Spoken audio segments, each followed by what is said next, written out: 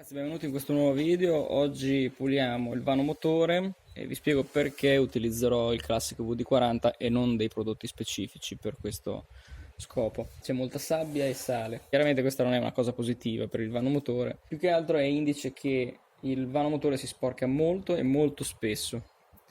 Quindi perché uso il VD40? Perché il VD40 costa poco e lo uso per un sacco di cose in realtà. Un prodotto specifico per le plastiche o per il vanomotore dura di meno e l'effetto è lo stesso perché comunque vada, questa è polvere pesante. Se vado a spruzzarlo in parti di metallo, sono sicuro che quelle non arruggineranno, dato che parliamo di salsedine e sabbia. Il VD40, se non lo sapete, è stato creato storicamente per risolvere i problemi di ruggine e acqua che ristagna e quindi fa danni da ruggine, eccetera, di corrosione.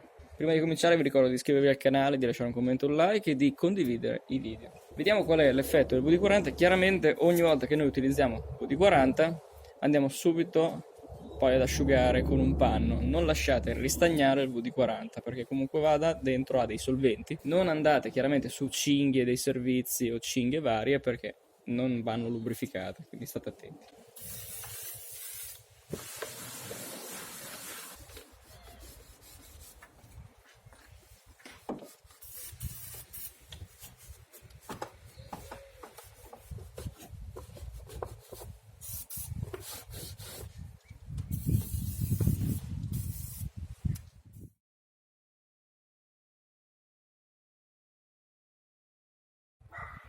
Questo è il risultato dopo una passata. Contate che io non sono uno di quelli che passa il pennellino, cioè quello che facciamo è semplicemente per tenere efficiente l'auto senza troppa polvere e ruggine, quindi tutti i tubicini. Guardate i tubi della benzina, sono tornati blu, anche il filtro dell'aria è tornato pulito, tutto quello che in vista è tornato pulito.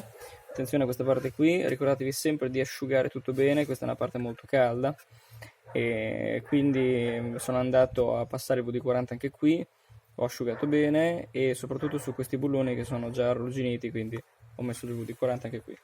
Se potete date il VD40 su tutti i bulloni che vedete.